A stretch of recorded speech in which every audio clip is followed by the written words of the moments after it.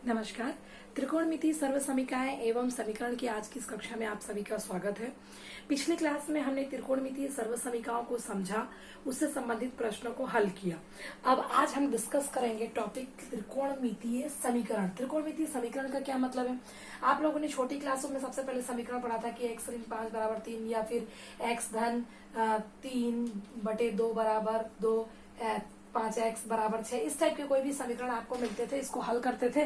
और समीकरण के हल करने का तात्पर्य होता था कि कोई भी चर उस समीकरण में उपलब्ध होता था, आप वहां से उसका मान निकाल लेते थे। और फिर बाद में आपने वर्ग समीकरण पढ़ा, फिर बहुपद जो भी टर्म्स आपके आते गए चैप्टर में पढ़ा। यहाँ पे आपने दो चरों का रैखिक समीकरण पढ़ा, एक चर का द्विघात समीकरण पढ़ा, सब पढ़ा। अब अपने को पढ़ना है त्रिकोणमितीय समीकरण। तो त्रिकोणमितीय समीकरण क्या अलग होता होगा इन समीकरण से? इन समीकरण से केवल इतना अलग है कि यहाँ पे जो वहां पे हमको चर वगैरह दिखते थे, यहाँ पे हमको त्रिकोणमितीय अनुपात दिखेंगे।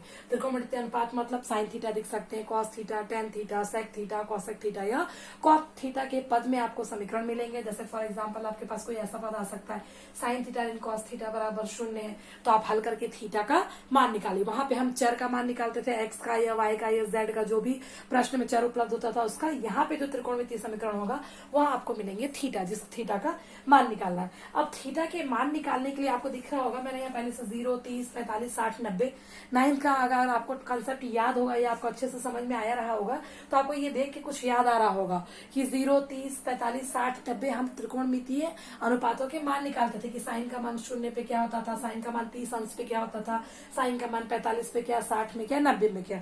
हम इन मानों को लेते हैं और इन मान को आप याद करते हो या समझते हो और उसके आधार पर हम प्रश्नों को हल करते हैं। जब भी त्रिकोणमितीय समीकरण को हल करते हैं तो हमें इन मानों की आवश्यकता पड़ेगी। और इसीलिए मैंने इसको लिखा हुआ कि अगर आप टेबल भूल जाते हैं या आपको कंफर्म करना है कि जो मैं मान याद रख रहा हूँ वो सही है या नहीं, तो उसको किस प्रकार से हम टेबल को ट्रिक की सहायता से बना सकते हैं, उसके लिए मैंने इसको लिया हुआ है। तो चलिए पहले आप मान निकाल के देखते हैं हम किस प्रकार से कर सकते हैं।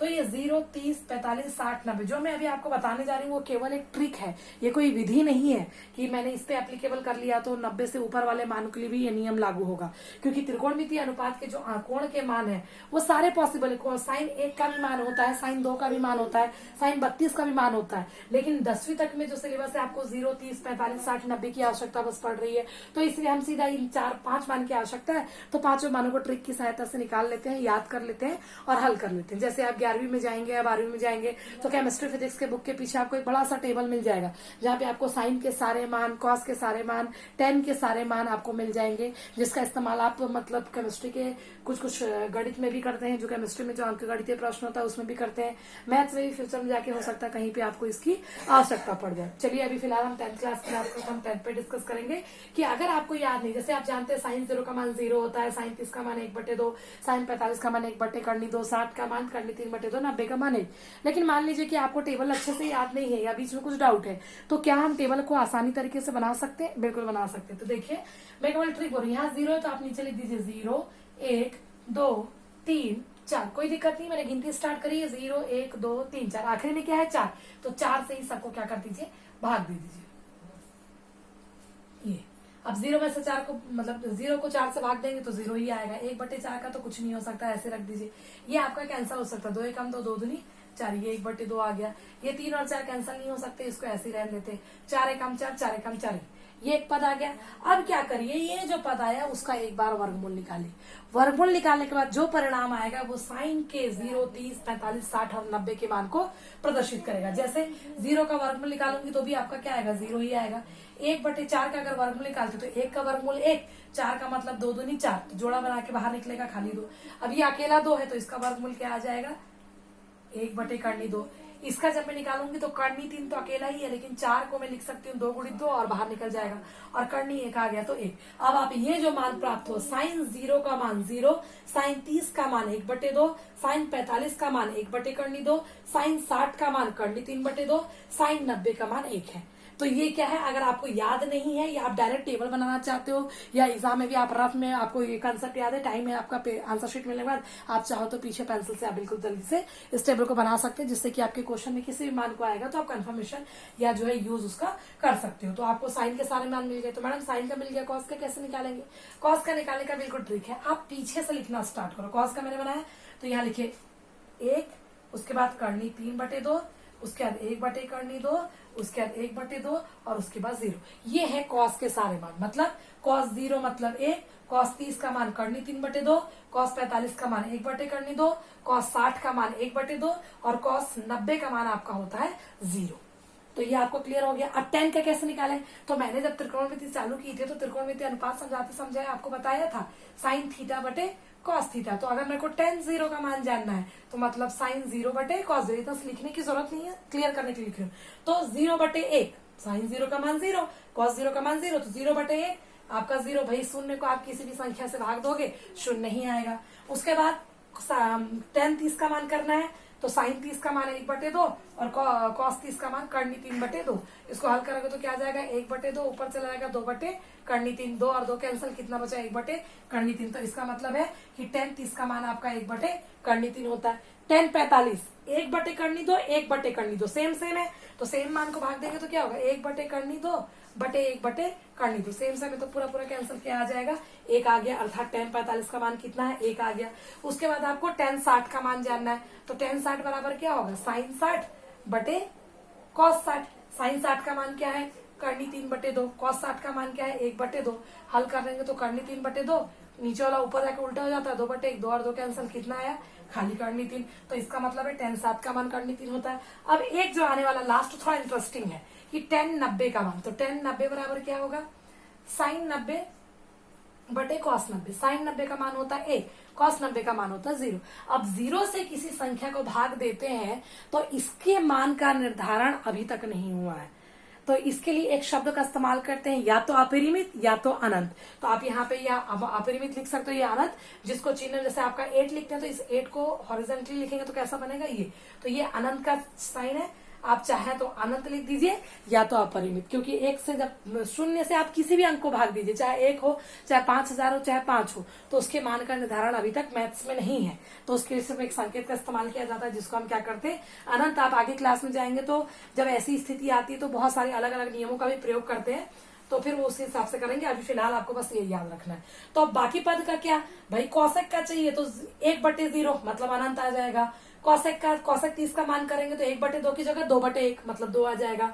कौशिक 45 का करेंगे तो करनी 2, इसका करेंगे तो कौशिक 60 का करेंगे तो 2/3 और कौशिक 90 का मान 1 ही रहेगा। क्यों? क्योंकि साइन का व्युत्क्रम होता है कौशिक। अगर ये 3 पता है तो तीनों तो बाकी अपने आप पता चल जाएंगे।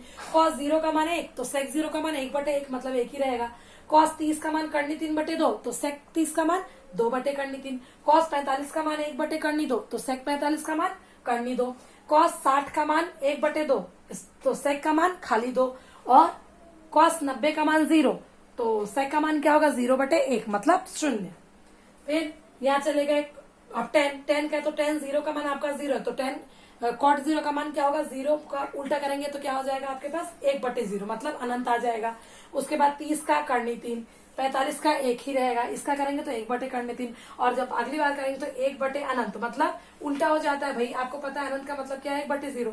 अब इसके में बटे करेंगे तो 0/1 आ जाएगा, तो 0/1 का मान 0 होता है, इसलिए cot 90 का मान भी आपको क्या मिल जाएगा 0 मिल जाएगा। तो ये टर्म्स आपको क्लियर हो गए होंगे कि टेबल आप किस प्रकार से कर सकते हो। आप ज्यादा प्रैक्टिस करोगे बार बेटर ऑप्शन ये है कि आपको लर्न करना है मान, क्योंकि लर्न करने से आपका टाइम वेस्ट नहीं होगा। लेकिन अगर आपको लर्न नहीं हो रहा है या कहीं पे कुछ कंफ्यूजन हो रहा तो आप बिल्कुल रफ में शॉर्ट फॉर्म में इसको बनाने की प्रैक्टिस डालिए। बिल्कुल आप लिखते लिखते आपको कब याद हो जाएगा पता भी नहीं चलेगा।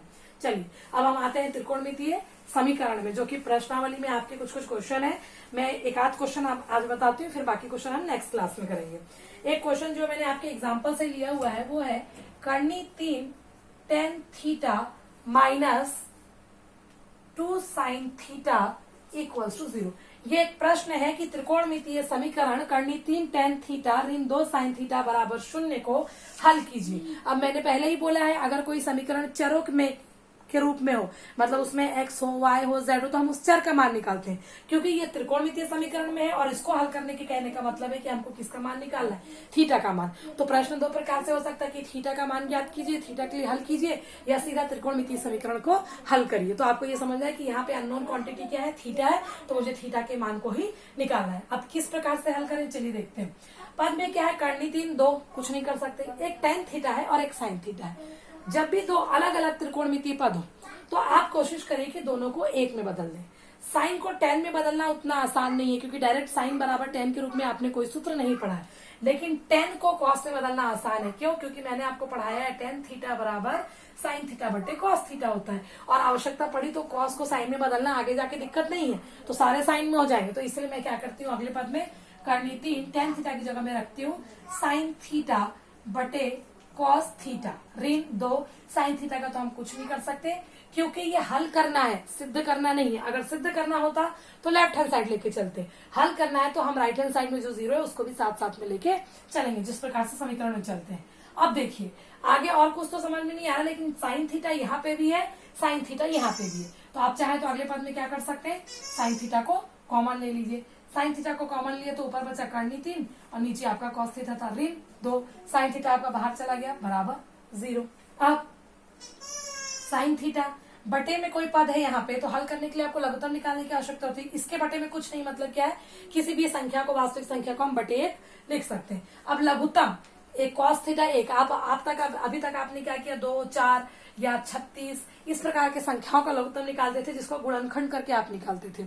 मैंने एक लास्ट क्लास में भी आपको से इस बारे में डिस्कस किया था, जब मैं समांतर श्रेणी पढ़ा रही थी, संख्याओं के योग वाले में भी ऐसे लघुत्तम की स्थिति आई थी।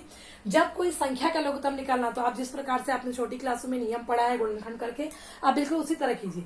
जब इस प्रकार का कोई संकेत टाइप के पद हो जिसको लघुत्तम निकालने में अगर आपको डाउट होता है, तो 2 ही चीजें याद रखें। पहले ये देखिए क्या दोनों समान है, नहीं, इसमें अलग है, एक में cos थीटा है, एक में एक है, अलग अलग है। तो जब भी अलग अलग पद हो तो लघुत्तम होता है उस दोनों का गुणा। तो cos थीटा में 1 का गुणा करूंगी तो cos थीटा ही आएगा, तो मैंने लिख दिया cos थीटा। अब ऊपर कैसे हल करेंगे, करनी 3 था 3, अब इस cos थीटा पे इसका जो नीचे वाला पद है इसको भाग दे दो, तो भाई cos थीटा बटे cos थीटा, तो ये वाली क्या आ जाएगा, कैंसिल हो जाएगा, बचेगा क्या 1, तो मतलब करनी 3 गुणित 1, कोई परिवर्तन नहीं। 2 था 2 उतारा, अब 1 है, तो cos थीटा बटे 1 करूंगी तो cos थीटा ही आएगा, इसका मतलब है ऊपर cos थीटा का गुणा होगा बराबर 0।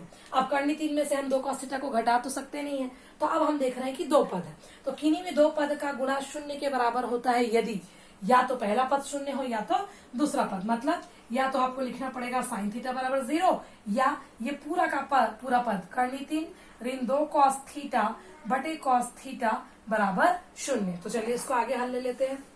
सबसे पहले इधर में है साइन थीटा बराबर 0। जब ऐसा है तो 0 क्या है, एक मान है। अब हम जो टेबल हमने लिखा था उस टेबल का इस्तेमाल यहाँ पे, तो ये जो 0 आया है, तो अब 0 त्रिकोणमिति टेबल जो आपने लिखा है 0 से लेकर 90 के बीच में 0 किस किस का मान होता है, आपके पास साइन 0 का मान 0 होता है, cos 90 का मान 0 होता है और tan 0 का मान 0 होता है। व्युत्क्रम में और भी 0, हम मेन की बात कर रहे हैं, तो तीनों का मान 0 होता है। तो क्या मैं क्या लिखूं यहाँ की जगह, तो हम इसका निर्धारण कैसे होगा कि लेफ्ट हैंड साइड में क्या है, लेफ्ट हैंड साइड में साइन है, तो साइन के कौन से कोण का मान 0 होता है, साइन के 0 कोण का मान 0 होता है। तो क्या हो गया साइन 0, तो साइन थीटा बराबर साइन 0।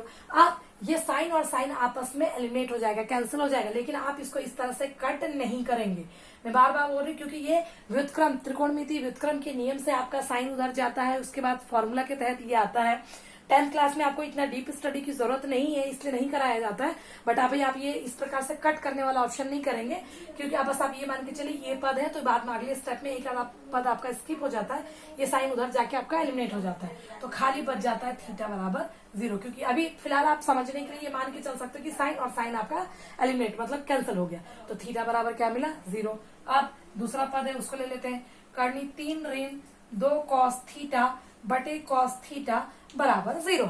अब cos थीटा बटे में है, तिर्यक गुणा करेंगे तो किसमें चला जाएगा, गुणा में, तो अगले पद में क्या आ जाएगा, करनी 3 ऋण 2 cos थीटा बराबर 0 गुणित cos थीटा। cos थीटा में 0 को गुणा करेंगे तो क्या आएगा, 0 ही आएगा, तो करनी 3 ऋण 2 cos थीटा बराबर आ गया 0। अब अचर पद को उधर भेज देती हूँ, तो यहाँ बचता है ऋण 2 cos थीटा, करनी 3 उधर गया तो ऋण करनी 3, या फिर cos थीटा बराबर क्या हो जाएगा, ऋण करनी 3 बटे ऋण 2, ऋण और ऋण कैंसल, क्या मिला आपको, cos थीटा बराबर करनी 3 बटे 2। फिर वही स्थिति, तो करनी 3 बटे 2 किसका मान है, आपने साइन 60 का मान करनी 3 बटे 2 पढ़ा है और cos 30 का मान, मेरे पास बाएं पक्ष में cos है, तो मेरे को किसका मान दिखना पड़ेगा यहाँ पे cos के बराबर में, तो cos थीटा बराबर cos 30। फिर वही स्थिति, cos और cos आपका एलिमिनेट हो गया और अगले पद में आपको थीटा बराबर 30 मिला। तो आपको इस त्रिकोणमितीय समीकरण को हल करने पे थीटा के दो मान, एक थीटा बराबर 0 और एक थीटा बराबर 30 पद आपको क्लियर होगा। टेन था, साइन था, हमारा प्रयास क्या था कि किसी एक पद में, या तो पूरा का पूरा साइन में या तो पूरा पूरा टेन में। तो साइन को टेन में बदलना थोड़ा सा डिफिकल्ट है, लेकिन टेन को साइन में हमारे पास एकदम सिंपल सा सूत्र है जो हमने 9th से पढ़ा है, तो साइन बटे कॉस कर दिया। दोनों ही पद में साइन था, मैंने साइन को कॉमन निकाल दिया ताकि सरल जो है हल जो है और सरल हो जाए। आप डायरेक्ट लघुत्तम निकालोगे, बाद में कॉमन निकालोगे तो भी चलेगा। टर्म साइन थीटा आपके पास आ गया, कोष्टक में आपके पास बचा कर्णी 3 बटे कॉस थीटा, ऋण 2 बटे 1। अब दो पद आपके पास हो गए हैं, इसका मैंने लघुत्तम निकाला। अच्छा, जब कोई अलग अलग सांकेतिक पद का लघुत्तम निकालना हो तो बस देखिए कि दोनों हर जो है समान है कि अलग अलग है। अगर समान है तो उन दोनों के बदले में एक आता है, और अलग अलग है तो दोनों का गुणा हो जाता है। तो कॉस थीटा और 1 है, कॉस थीटा के साथ 1 का गुणा करूंगी तो कॉस थीटा ही आएगा। कर्णी 3 का कर्णी 3, 1 साथ यहाँ पे करूंगी तो 2 कॉस थीटा बराबर 0। अब दो पदों का गुणा 0 है, इसका मतलब या तो ये 0 होगा या तो यह 0 होगा। साइन थीटा बराबर 0, तो साइन का कौन सा मान 0 होता है? साइन का 0 मान। तो साइन 0 लिख दिया मैंने 0 की जगह, क्यों? क्योंकि साइन 0 का मान 0 ही होता है। यहाँ पे ये 0 अंश है, ये और ये खाली 0 था, ये 0 अंक है, और जबकि ये 0 किसको बता रहा है? अंश को। ये साइन 0 अंश बराबर 0 होता है, तो ये साइन और साइन आपस में क्या हो जाएंगे? विलुप्त हो जाएंगे। तो थीटा बराबर आपको क्या मिल जाएगा? 0। ठीक उसी प्रकार अब हमने क्या किया, जो दूसरा पद था उसको ले लिया, कर्णी 3 ऋण 2 कॉस थीटा बटे कॉस थीटा बराबर 0। कॉस थीटा बटे में यानी भाग में, उधर जाएगा तो किसमें? गुणा में। 0 के साथ आप किसी का भी गुणा करोगे 0 मिलेगा। तो कर्णी 3 ऋण 2 कॉस थीटा बराबर 0, तो कर्णी 3 को उधर भेजा, ऋण कर्णी 3। अगले पद में क्या हो गया? कॉस थीटा, फिर ऋण 2 को भी मैंने उधर भेज दिया, बटे में चला गया। ऋण और ऋण कैंसिल हो गया, तो मेरे को कॉस थीटा बराबर कर्णी 3 बटे 2। अब कर्णी 3 बटे कॉस के किस अंश का मान होता है? कर्णी 3 बटे 2 कॉस के 30 अंश का मान होता है। तो मैं कर्णी 3 बटे 2 की जगह क्या लिख सकती हूँ? कॉस 30। फिर कॉस और कॉस आपस में विलुप्त हो गया और थीटा बराबर आपको क्या मिल गया? 30। तो होप सो कि आपको ये समझ में आया होगा। समीकरण वाले बहुत सारे प्रश्न है आपकी किताब में, उदाहरण में भी है और एक्सरसाइज में। ये आपके एग्जाम्पल का क्वेश्चन था। कल हम इस समीकरण से रिलेटेड जो प्रश्न आपके एक्सरसाइज में वो और एग्जाम के पॉइंट ऑफ से जो इम्पोर्टेंट है उस क्वेश्चन को करेंगे। अगर आप खुद सॉल्व कर रहे हैं और किसी क्वेश्चन में कोई डाउट आता है तो बिल्कुल कमेंट कीजिए। नेक्स्ट क्लास में हम बाकी डिस्कशन करेंगे। Okay, thank you.